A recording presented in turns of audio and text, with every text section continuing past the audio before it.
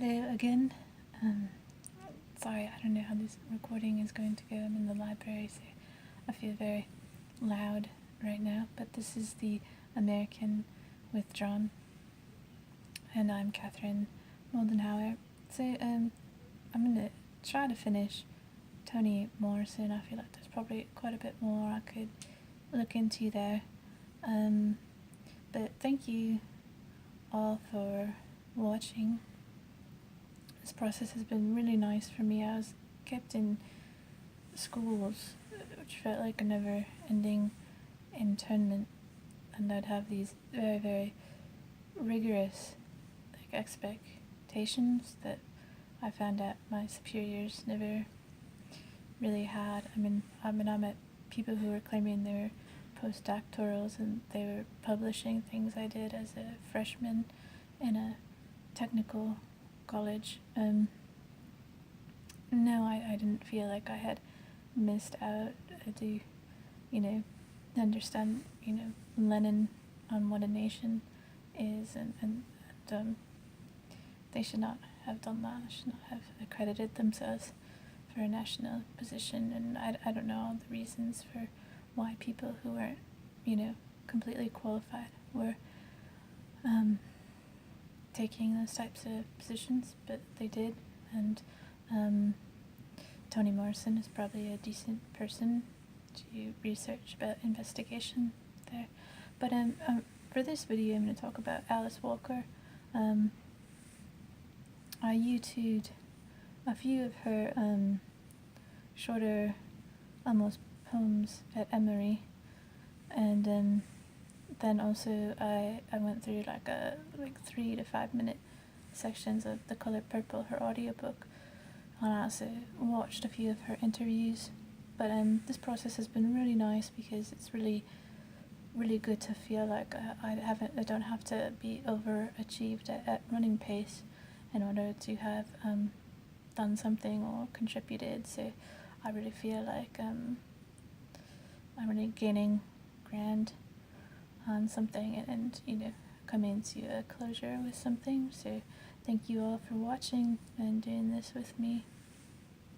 But Alice Walker, when I first read her, I was quite a bit younger, and so for me she was a very, very emotional author. I think when I first read her, I was like, wow, what a dramatist. It's very intense.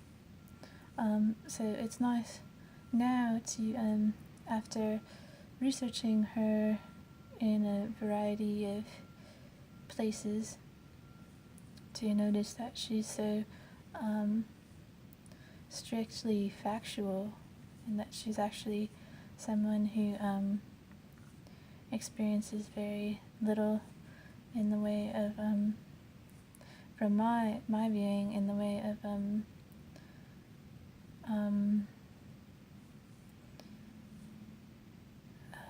plot or storyline, and that she's far more interested in what people know and don't know.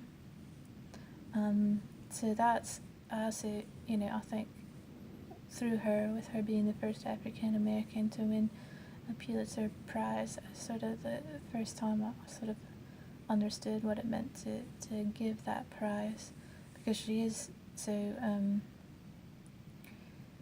journalistic. I never had read her as a journalist. She was just a dramatist. But what I really liked about her is her attention to Seeley's actions. That she had been acquired, although called Mr.'s wife, she had been acquired as a home slave. And this type of trade is still going on today. In the Middle East, I know, and in the United States, I don't know how extravagant it is, but I find it interesting that Seeley is a character that is somewhat not completely aware of her situation. If you watch the journal reports on the Middle East, I mean, there are people who definitely came here because of catastrophe or to the Middle East because of catastrophe in their own worlds, and so they're very aware of themselves as having been hired, whereas Celie is a character who feels that she's become a part of the family in some way. So there's all this meticulous. In her interview about the book, like 30 years later, she talks about it being about her love that she had at the time, and it was about food and good living. But what I really read or hear about her is that she has this capacity to really show what work is, and what this character's experience is of recording everything that she does. And so that's what I find most important or artifactual about her research, is that she would carefully compile that sequentiality again, or that research into what this woman all did and what work was, and what her place was, and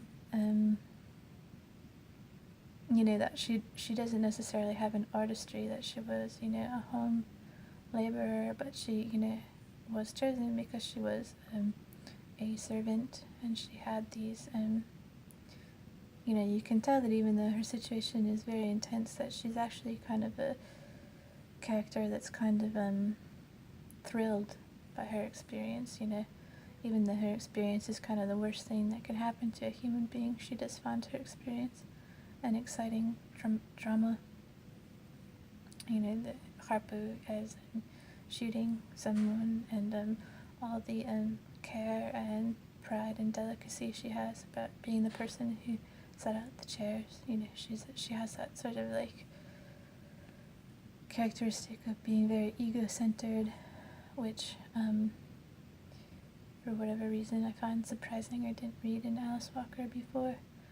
The other thing I liked about Alice Walker is that her commitment or dedication to being so factual can enlighten people into their situation without having to err on the side of romanticism. I mean, it can be as simple as realizing that she understands that most people have maybe not become aware of a history of disease in order to appropriately qualify their experience or their ability to understand why they still feel hope. So, yeah, that's what I have to